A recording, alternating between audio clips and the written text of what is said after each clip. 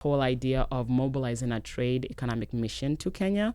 My team and I are engaging the governor of the state of Minnesota to come up with a delegation that will go to Kenya. They have been wanting to do that for a very long time. Wow. But now that I'm here, officially a Kenyan American, it just happened to just fall at the right time where now the governor is really interested in doing it. But how amazing would it be to have sister schools? Right? Yeah. Sister clubs. Yeah. From programs. Nyanza, we have, especially Kisii, Kenya, Kisii, we have Shabana. I'm Shabana, yay, Shabana. I don't know about the rest of y'all.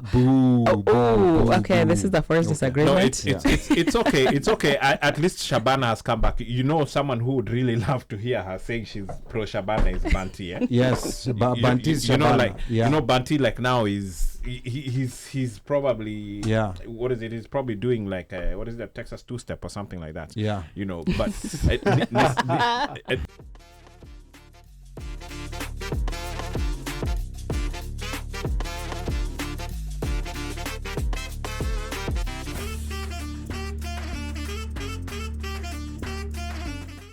What other experiences did you learn from Kenya, or what did you pick up from Kenya that you figured out that you could be of help to the Kenyan diaspora population? Because we know you're representing District 38A, but a lot of Kenyans now are looking at you from across the U.S. So what are things, is there anything that you picked up that you can be able to do in your official capacity to be able to help Kenyans here? Yeah, thank you so much for that, because I think it's important to know and realize that, you know, one of the biggest challenges that I have in this role is managing expectations. And people automatically assume that, you know, this role encompasses a whole lot of plethora of power, like right? Receiving brown envelopes, like Omosha. Like Omosha said, which is 100% not true. There's no brown envelopes involved. I'm sure kuna makaratasi au tumia ya kopia. Siyo ni tenda. Well, from that perspective, and so as a state, let me just speak for the state of Minnesota, and I'm speaking as an individual, not on behalf of the state of Minnesota. Let me just make sure that we are clarifying that. Disclaimer. Yes, that's a disclaimer that I'm putting out there. But there is opportunities. This envelope is not becoming brown; it's becoming white. But there is opportunities to, as a state, that we have to engage with foreign entities. For example, I'll give you a good example. The mayor of my city was able to go to Japan and look at, because we're trying to build a biotech industry neighborhood in our city, and engage with them and figure out, you know, what's possible, what's not possible. For, you know, certain companies to come in and invest in the state of Minnesota. For me, ultimately, is to bring value to the state of Minnesota and tapping into the very high level of well-educated Kenyan population that, you know, do not have the luxury of finding jobs, even after some of, you know, our learned folks have master's degrees, and yet they still can't find a job. And so looking at how do we create a partnership with the state of Minnesota and Kenya that is mutually beneficial, right? Okay. Where we are either exporting our goods from here to Kenya or exporting goods from Kenya, especially from Kenya to here, because of the demographics of the state of Minnesota and the African immigrant population that is very heavily concentrated in my district, right? 33% of my district is African immigrant community. That is very interesting. We have grocery stores now ran by African immigrants. We have consulting businesses. We have nursing home business, healthcare businesses. And so how do we tap into what Kenya has to offer in terms of not only knowledge and educated manpower, but also the ability to share information that is equally mutually beneficial for both the state of Minnesota and the country of Kenya. And so that drives me to this whole idea of mobilizing a trade economic mission to Kenya. My team and I are engaging the governor of the state of Minnesota to come up with a delegation that will go to Kenya. They have been wanting to do that for a very long time. Wow. But now that I'm here, officially a Kenyan American, it just happened to just fall at the right time where now the governor is really interested in doing it.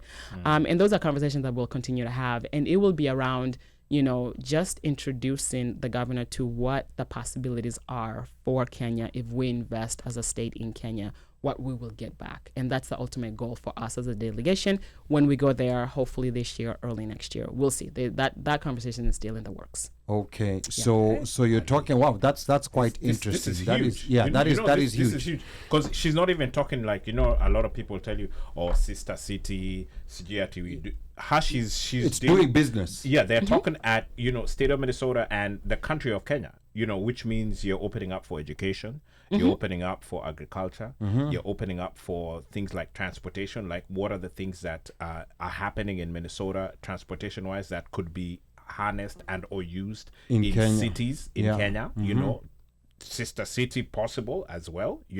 With maybe Nairobi or some other place. It doesn't have to be. But I know agriculture is huge. Huge. And then things like growth of crops, fertilizers, also the list is long. And when we talk about agriculture, I had the opportunity of going to a couple of counties, and they are producing dried, the kienyeji greens, right?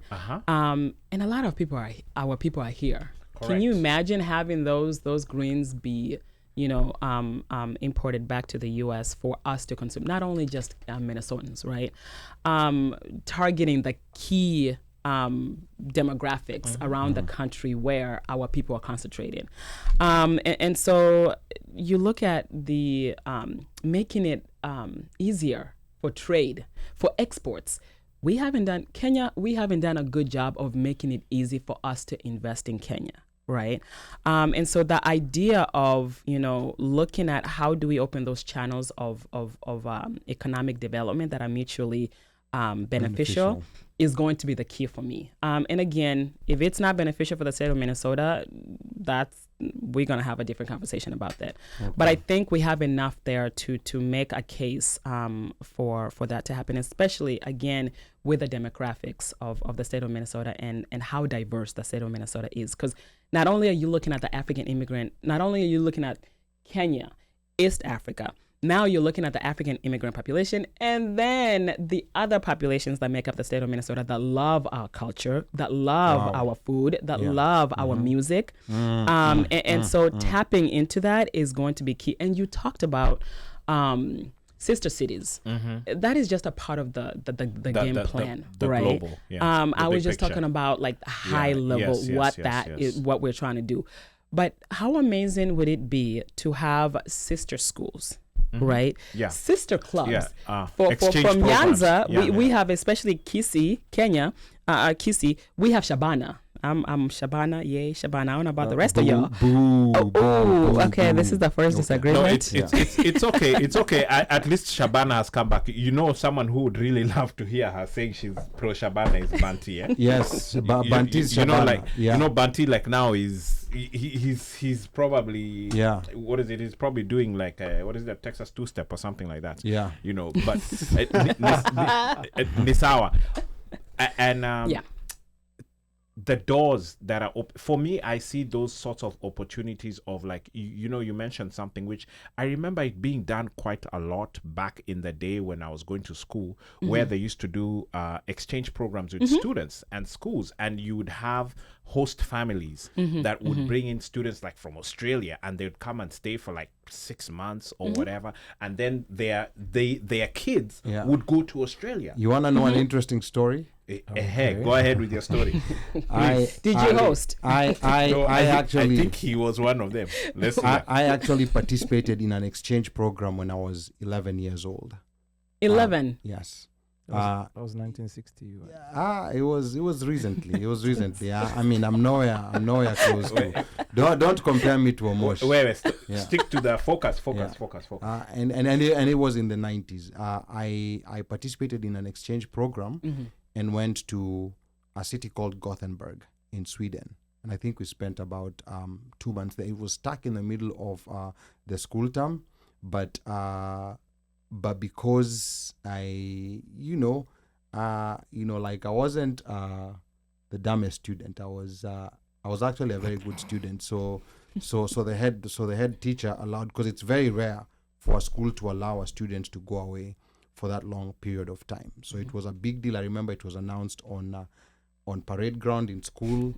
And that was a very big deal. So that's a very unforgettable experience, and I'm still connected to some of the people who we participated in that exchange program. It was one that was called Children's International Summer Villages, CISV. If you can Google that, mjukuu alikuwa hapo ndani. Did they also reciprocate, meaning that you got guys from Sweden or they were from other places? So the one we went for, it had people from, the camp we went for had people from 11, 12 different countries. Okay. America, Russia. It was a cultural exchange program. And we were living in a school. Okay. Actually later on, like dorms and is when I learned that was a boarding school. It was very luxurious. It was a very luxurious school. Okay. But that's where we're living. But before you go to the school, you actually go spend some time with a family, like for a week. Okay. And then you go to the camp. And then in the middle of the camp, you go spend time with another family. And then at the end of the camp, you also go spend time with another family. It was very interesting. Being in Sweden, sometimes you're meeting people who are meeting the first black person ever. Absolutely. You see people, like touching your hair. Yeah, yes. My friend, I was in China. Yeah. So Guangzhou in China. And people thought I was Serena Williams. People were touching my hair, my skin. Maze, that country, people were being tourists in their own country. But when was that? Because nowadays Guangzhou is like... Nowadays Guangzau, there's a lot of Africans. Nowadays there's a lot of Africans. We are. Now, before we go to the comments, let's remind the listeners you're tuning to OneMicShow. The number to call is 202-683-4570. Please call, dial, and *5 to speak.